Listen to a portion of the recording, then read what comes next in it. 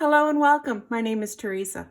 Today's video is being brought to you by the request from Sally. Hi, Sally.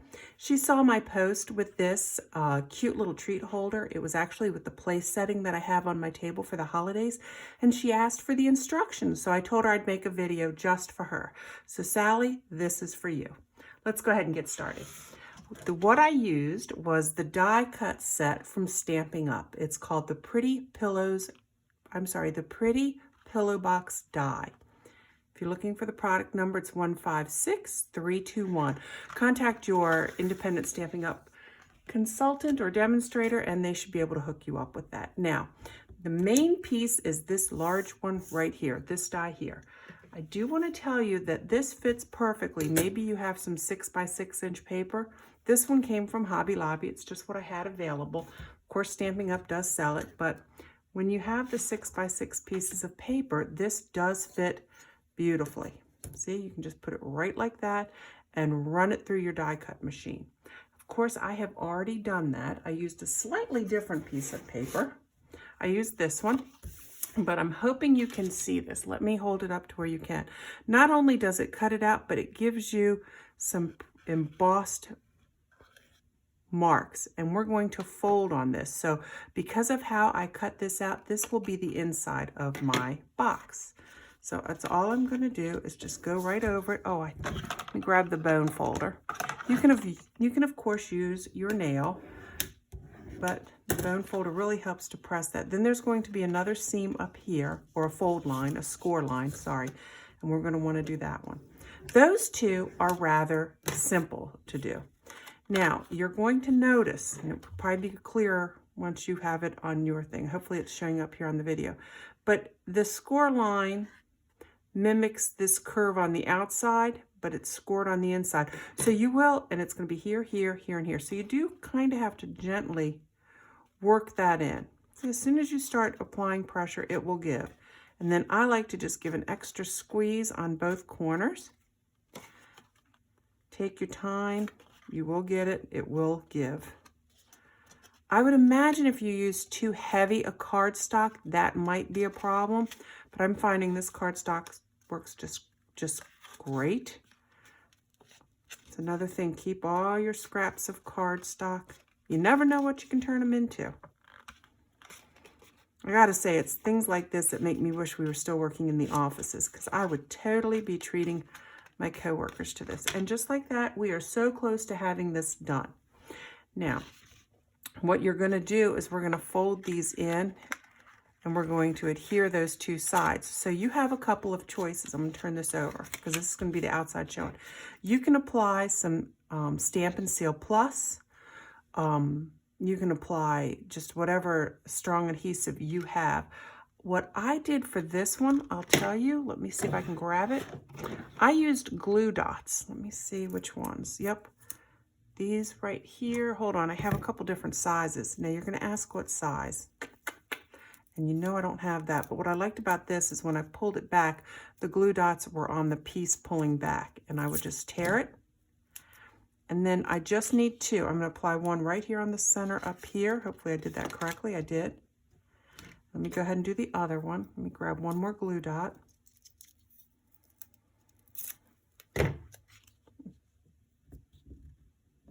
Okay, and then I'm going to peel it off. Hopefully it'll just come.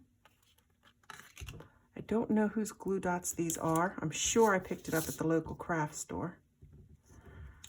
Let's peel that one back. Okay, so now we have those glue dots exposed. Now, you want to fold it, and that you want to be on the inside, okay? It's going to be on the inside. Make sure you get it folded down nicely, and then just apply a little pressure, and there you go. Take that other side that has the glue dot, fold that inward.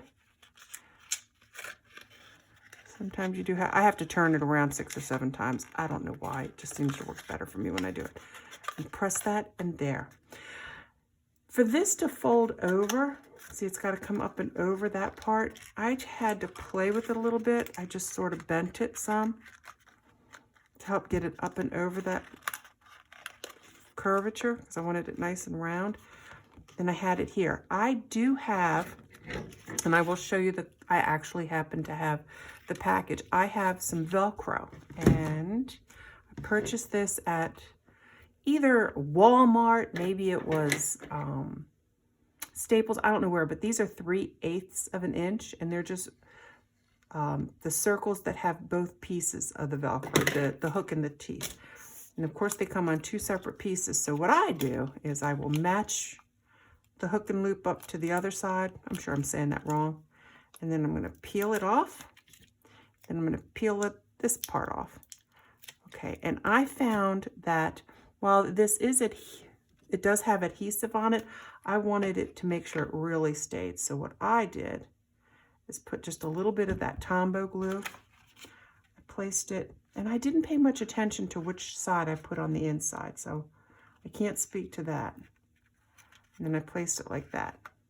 Then I put a little piece of glue on this side, just to give it a little extra oomph, sticking power to the cardstock. And this is the tricky part, because you want to get it the first time just right, because if you close it too tight, you're going to put too much tension on it. So you don't want that. And then I just held it in place for a second. So while that, just to give that glue a chance to dry, I'm going to set this off to the side, and I'm going to work on my sentiment. What I did for this, you have all these extra pieces. There's so much more you can do with this to really decorate it up, but this is just going over what I did for this for Sally. Again, hi Sally, thanks for the asking for this video. Anyhow, I took this and some scrap paper. Now, because the back side of this card, I took a look at it and I said, you know what? That soft succulent would be beautiful with this. So I got my soft succulent, and then I went to the stamps I have, and on my Gather Together stamp set, I want to say I took out the Gather Together. I did, and I mounted it on a block, inked it up. There we go. Perfect. Give that a second to dry. I like to go over these little tips and tricks that I found along the way. A great way to keep your die from moving after you spend that time positioning it is taking a Post-it note. You can use one. Sometimes they start losing their stickiness because you can use them over and over again, or you can use 2. And just go ahead, take it over to your die machine, and boom, there you go. You have it cut out. I'm going to clean this stuff up just a second, just clear the screen. We're almost done. Now for this, what did I use? I'm just looking. Oh, I used another glue dot. I was wondering if I used a stamping dimensional, but I didn't. I guess I felt I didn't have to. So that's not the right one. That's what happens when you bring out too many different things. Taking yet another one of these glue dots, I'm going to adhere that to the back, just in the center. Press that down. Peel that backing off. Oh, for heaven's sakes, come on. I'm telling you, there we go. It always works beautifully up until. Now this time, oh, I wanted to go over that. Okay. When your paper has a definite direction, for example, these trees, you will see what will happen is that I wanted the trees to be facing that way when I put my label on. But when you turn it over, it's like, oh. So keep that in mind when you're using one directional or paper where there's a definite pattern and it's one direction, that's going to happen. But this pattern is a little bit more, you're not really sure what's up and what's down. So what I would do, if you're not sure of that, I would take it and I would make sure, see how the, all right, let me make sure I get it. Okay, so this way when you're opening it, if it has a definite direction, it would appear this way. But if there's no real clear direction to the pattern, you can make it to where when you go to open it, you have it, you can just go, oh, that makes sense, right? But when there's a direction to your pattern and you do that, you're like, oh, it's almost like you're opening it from the bottom. I don't think anybody's going to care. It certainly didn't stop me from making them. I love this paper too much. It looks beautiful with that place setting that we have. So that didn't deter me, but if it would bother you, then you're going to want to use some cardstock where there's no clear north, south, east, west direction to the paper. Last but certainly not least, what I did for this is I put a cute little bow on here, one of those faux bows.